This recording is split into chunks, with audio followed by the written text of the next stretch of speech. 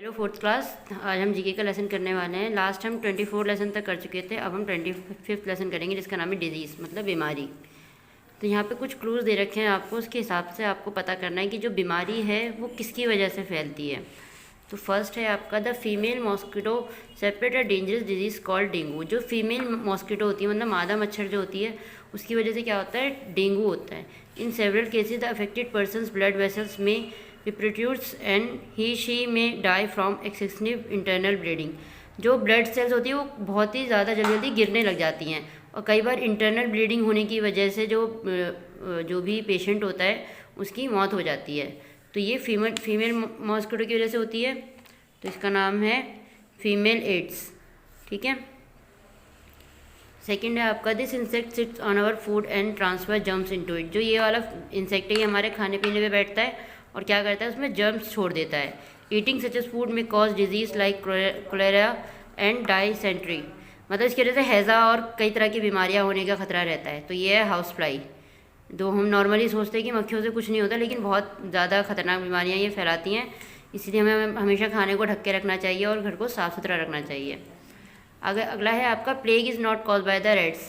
जो प्लेग की बीमारी होती है वो चूहों के काटने से नहीं होती है, चूहों की वजह से नहीं होती है, but by a small creature that lives on a rat. लेकिन जो छोटे छोटे से कीड़े होते हैं जो चूहे के ऊपर होते हैं उसकी वजह से होती है। Do you know the name of the creature? तो उसको क्या कहते हैं? उसे कहते हैं रेड फ्ला। ठीक है। लास्ट है आपका this is a fly found in Africa. जो ये वाली फ्लाई है ये अफ्रीका में ज़्यादा पाई जाती है। It spreads a disease known as the sleeping sickness. तो इसके काटने से जो बीमारी होती है या इसके वजह से जो बीमारी होती है उसे कहते हैं स्लीपिंग सिकनेस। उसमें क्या होता है, people and animals affected by this disease become sleepy and lazy. तो जिसको भी ये बीमारी हो जाती है स्लीपिंग सिकनेस, उसमें क्या होता है, इंसान को बहुत ज़्यादा नींद आने लग जाती है, बहुत ज़्यादा आलस आता है उसे। तो जिसकी वजह से यह होता है उसका नाम है टेस्टिस फ्लाई। क्या नाम है? Testis fly. ठीक है। अभी हम इसके आगे एक और लेसन करेंगे।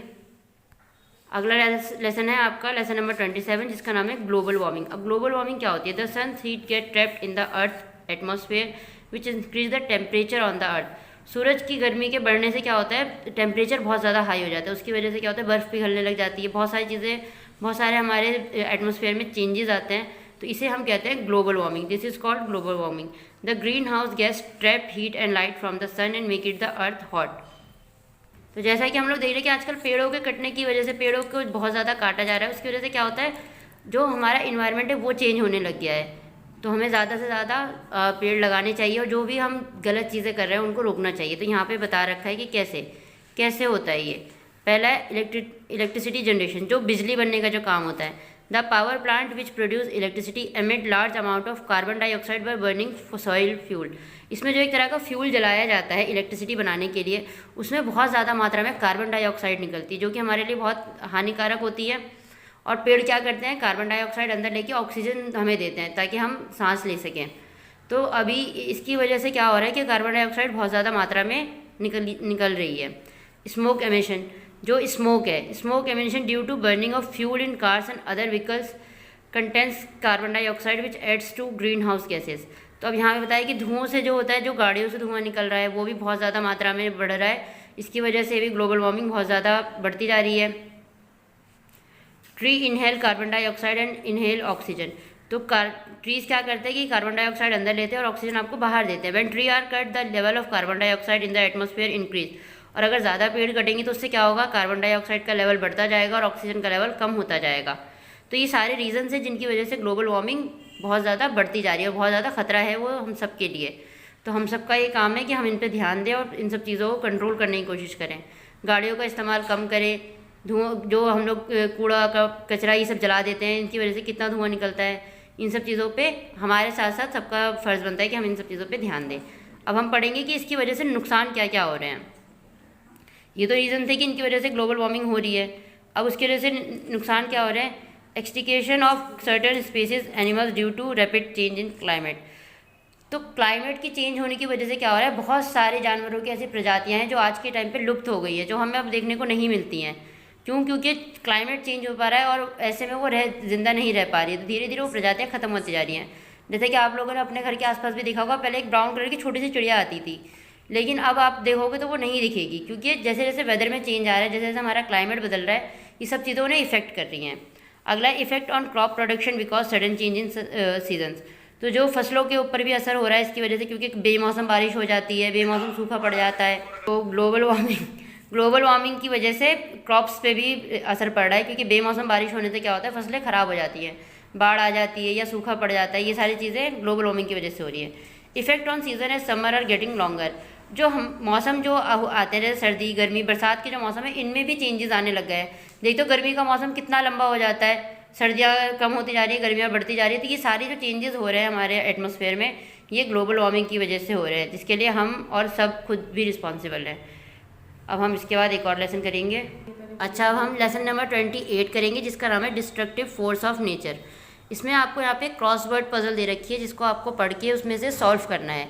अब यहाँ पे an opening in the earth through which hot gases मॉल्टन lava and vapour escape from the earth crust. जो ज़मीन से एक आग सी निकलती है और जिसमें से लावा निकलता है पिघल के, उसे क्या कहते हैं हम? उसे कहते हैं वॉल्केनो। क्या कहते हैं? वॉल्केनो, मतलब ज्वालामुखी। ठीक है, सुना होगा न्यूज़ में आपने, कहीं पे ज्वालामुखी फट जाता है तो क्या होता है, ज़मीन के नीचे से बहुत ज़्यादा गैस निकल जाती है और लावा पिघल पिघल के निकलने लग जाता है, जो बहुत ही खतरनाक होता है। अगला है shaking of ground cause by movement with in the earth crust. जो ज़मीन जब हिलने लग जाती है, मूवमेंट होती है, ज़मीन जब हिलती है, उसे क्या कहते हैं? उसे हम अर्थक्वेक कहते हैं, मतलब भूकंप कहते हैं। जब भूकंप आता है तो क्या होता है, चीज़ें मूव करने लग जाती है, धरती जो होती है वो शेक करने लग जाती है, क्योंकि धरती की नीचे जो प्लेट्स होती है वो आपस में टकराती है, जिनकी वजह से भूकंप आता है। तो इसमें सेकंड में आप लिखेंगे अर्थक्वेक। लेकिन सबको पता है ये लेसन कैसे करना है, क्वेश्चन आंसर के टाइप से करना है। ये लेसन जैसे इसमें दे रखा है वैसे नहीं करना है। अच्छा, अगला जो है huge tidal waves caused by an earthquake. Earthquake के आने की वजह से जो बहुत ज़्यादा वेव्स आ जाती हैं समुद्र में, उसे क्या कहते हैं? उसे कहते हैं सुनामी। क्या कहते हैं? सुनामी कहते हैं। अब अगला पढ़ेंगे हम। फोर्थ है आपका violent and destructive funnel shape column of rotating wind. मतलब जो आपने कभी सुना होगा चक्रवाती तूफान सुना होगा, उसमें क्या होता है, हवा ना गोल गोल गोल गोल गोल गोल घूमने लग जाती है। जैसे कि आपको यहाँ पिक्चर में भी दिखा रखा होगा, देखो ये रहा, ये दिखा रखा है ना, इस तरीके से हवा घूमती है, तो इसे कहते हैं टोरेंटो। तो ये आपको फिल करना है इसमें। अब हम फिफ्थ करेंगे। अच्छा, तो फिफ्थ जो था हमारा वो है स्टॉर्म विद वायलेंट विंड्स।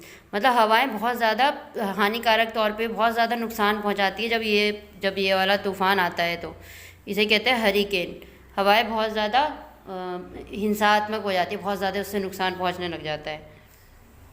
अच्छा, सिक्स्थ है आपका polar land period of month of year within abnormally low water supply. जब धीरे धीरे पानी की सप्लाई कम हो जाती है और ज़मीन सूखने लग जाती है, तो उसे क्या कहते हैं? हिंदी में तो उसे सूखा कहते हैं। कुछ इस तरह की ज़मीन बंजर हो जाती है बिल्कुल, और पानी की बहुत ज़्यादा कमी हो जाती है, लेकिन उसको इंग्लिश में क्या बोलेंगे? ड्रॉट। ठीक है, अब ये हमारा लास्ट लेसन है, जिसका नाम है वॉर हिस्ट्री। मतलब जितनी भी वॉर्स हुई हैं हमारी हिस्ट्री में, उनसे रिलेटेड कुछ फिल इन द ब्लैंक्स आपको दे रखे हैं यहाँ पे। There have been many great event that have change the course of history had our civilization. बहुत सारी चीज़ें हुई हैं हमारे हिस्ट्री में जिससे हमारी जो पिछला था वो चेंज हुआ है, जिसकी वजह से हमें फ्रीडम मिली है। Discuss the topic with your teacher और पेरेंट्स और रिसर्च ऑन द वेब। तो यहाँ पे आपको कुछ टॉपिक दे रखे हैं जिनके ऊपर आप रिसर्च कर सकते हो, पढ़ सकते हो कि क्या हुआ था उस टाइम पे, किस तरीके से वो चीज़ें हुई थी और कैसे हमें आज़ादी मिली थी। फर्स्ट है आपका कि Pakistan and Bangladesh were one country from. जो पहले पाकिस्तान और बांग्लादेश है वो पहले एक ही कंट्री था 1947 से 1971 तक। 1947 से 1971 तक पाकिस्तान और बांग्लादेश एक ही कंट्री था। Revolt of east Pakistan lead to the formation of separation nation of Bangladesh in this year. तो जब अलग हुआ वो ईस्ट पाकिस्तान, और ईस्ट पाकिस्तान बांग्लादेश बना बाद में, तो कौन से ईयर में बना था वो? तो यहाँ पे आएगा आपका 1971। सेकेंड है the war between India and Pakistan in the year. तो ये वॉर हुई थी इंडिया पाकिस्तान के बीच में, कब हुई थी? 1971 में हुई थी। Was a military conflict between the two countries. तो ये दो कंट्रीज़ के बीच में वॉर हुई थी। It originally started when west Pakistan attack civilians in east Pakistan. तो ये वॉर इस वजह से स्टार्ट हुई थी क्योंकि जो वेस्ट पाकिस्तान था, मतलब जो पाकिस्तान था, उसने ईस्ट पाकिस्तान पे, जो अब बांग्लादेश है, उसके ऊपर उनके सिविलियंस पे हमला कर दिया था। Thereby leading the formation of Bangladesh. Bangladesh के चक्कर में उसमें जब उसने हमला कर दिया था तब ये वॉर हुई थी। तो ये हुई थी 1971 में। अगला है आपका the fight was over 2 reasons. तो जो ये वाली फाइट हुई थी वो 2 रीजन्स में हुई थी, अक्साई चीन और जम्मू कश्मीर। अक्साई चीन इन जम्मू एंड कश्मीर, जो जम्मू एंड कश्मीर में पड़ता है, और Arunachal Pradesh. Unable to reach an agreement over this claims the China attack India on 20 October 1962। तो चाइना ने ये अटैक किया था 20 अक्टूबर 1962 में, जिसमें वो ये कहता है कि जो अक्साई चीन है वो उसका हिस्सा है। इस चक्कर में उसने ये अटैक किया था। अब लास्ट है आपका the partition of India and Pakistan took place on 14 अगस्त। जो इंडिया और पाकिस्तान का पार्टीशन हुआ था, मतलब बंटवारा हुआ था, वो हुआ था 1947 में। और किस बेस पे हुआ था? On the base of religion. जो बंटवारा हुआ था वो रिलीजन के बेस पे हुआ था, मतलब धर्म के आधार पे हुआ था।